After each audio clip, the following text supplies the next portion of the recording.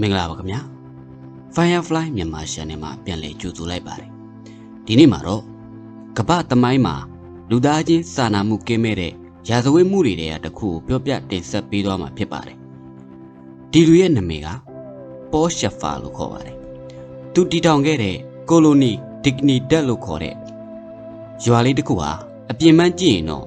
ငိမ့်ချမ်းတဲ့ဘာသာရေးအတိုက်အဝန်းလို့ထင်ရပေမဲ့တကယ်တော့ငရေကန်းတစ်ခုဖြစ်ပါတယ်ပေါရှက်ဖာဟာ1922ခုနှစ်မှာဂျာမနီမှာမွေးဖွားခဲ့ပြီးဒုတိယကမ္ဘာစစ်အတွင်းမှာနာဇီဂျာမန်လေတပ်မှာစစ်တပ်သားအဖြစ်အမှုထမ်းခဲ့ဘူးသူပါစစ်ပွဲအပြီးမှာသူဟာဘာသာရေးကောင်းဆောင်တဦးလိုပုံစံယူပြီးဩဇာအာဏာကိုလိုချင်ခဲ့ပါတယ်ဒီနေရာမှာပဲနာဇီတွေရဲ့အာဏာရှင်ဆန်တဲ့စီးမြင့်စည်းကမ်းတွေကို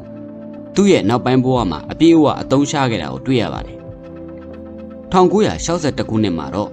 ရှက်ဖာဟာသူ့ရဲ့နောက်လိုက်တချို့နဲ့အတူရှီလီနိုင်ငံတောင်ပိုင်းကိုရွှေ့ပြောင်းပြီးကိုလိုနီဒီကနီတက်လို့ခေါ်တဲ့ကိုလိုနီနယ်မြေတစ်ခုကိုတည်ထောင်ခဲ့ပါတယ်ဒီနေရာဟာပြင်ပကမ္ဘာနဲ့လုံးဝအဆက်အသွယ်ဖြတ်ထားတဲ့တမဏိစီကနဲ့အုပ်ချုပ်တဲ့တီးခြားနိုင်ငံငယ်လိုပါပဲဂိုင်းသားတွေကိုလာစားမပေးမိဘနဲ့သားသမီးတွေကိုခွဲထုတ်ပြီးအရမစီခိုင်းပါတယ်လိမ်မိုင်းဆိုင်ရာကိစ္စတွေကိုလည်းတင်းတင်းကြပ်ကြပ်တားမြစ်ခဲ့ပေမဲ့ရှက်ဖာတယောက်ကတော့ဒီစီးမြင့်နေကနေကင်းလွတ်နေခဲ့ပါတယ်ဒီရွာလေးရဲ့အမောင်ဆုံးလျှို့ဝှက်ချက်ကတော့ရှက်ဖာရဲ့ကလေးတငယ်လိမ်မိုင်းဆိုင်ရာစော်ကားမှုတွေနဲ့နိုင်ငံရေးရာဇဝတ်မှုများပဲဖြစ်ပါတယ်သူဟာဂိုင်းတွင်ကလေးငယ်25ဦးကျော်နှစ်ပေါင်းများစွာစော်ကားခဲ့ပါတယ်ပိုပြီးဆိုးတာကတော့ရှီလီနိုင်ငံရဲ့စစ်အစိုးရလက်ထက်မှာရှက်ဖာရဲ့ကိုလိုနီဟာလျှို့ဝှက်နှိပ်စက်ရေးစခန်းတစ်ခုအဖြစ်လှုပ်ဆောင်ခဲ့တာကြောင့်နိုင်ငံရေးအကျဉ်းသားတွေကို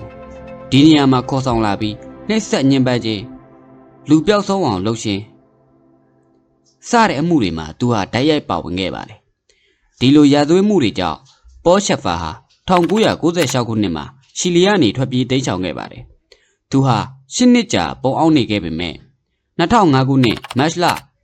10ရက်နေ့မှာတော့အာဂျင်တီးနားနိုင်ငံ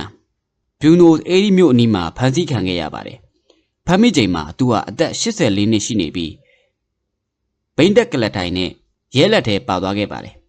ရှီလီကိုပြန်ပို့ပြီးနောက်မှာတော့တရားစီရင်ခြင်းခံခဲ့ရပါတယ်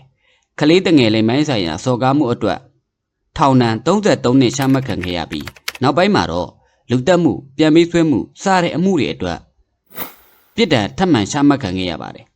ပေါရှက်ဖာဟာသူ့ရဲ့ရာဇဝတ်မှုတွေအတွက်ပေးဆက်ရင်2010ပြည့်နှစ်ဧပြီလ24ရက်နေ့မှာထောင်ဆေးရုံမှာပဲနှလုံးရောဂါနဲ့ကွယ်လွန်ခဲ့ပါတယ်ဒီလိုနဲ့အမောက်ခေရဲ့ခေါင်းဆောင်တစ်ယောက်ဘဝဟာအဆုံးသတ်သွားခဲ့ပါတယ်သူတည်ထောင်ခဲ့တဲ့ရွာလေးဟာအခုမှဆိုရင်တော့ဗယ်လာဗာဗေရီယာလို့အမည်ပြောင်းလဲထားပြီးအဲ့ဒီနေရာမှာဟိုတယ်နဲ့ခရီးသွားလုပ်ငန်းကိုအဓိကထားပြီးလုပ်ကိုင်နေပါတယ်အဓိကအားဖြင့်ဂျာမန်ပုံစံရိုးရာဟိုတယ်စားတောက်ဆိုင်ရေဘူးစမ်းနဲ့အပန်းဖြေစခန်းအဖြစ်ပြောင်းလဲထားတာဖြစ်ပါတယ်ဒါပေမဲ့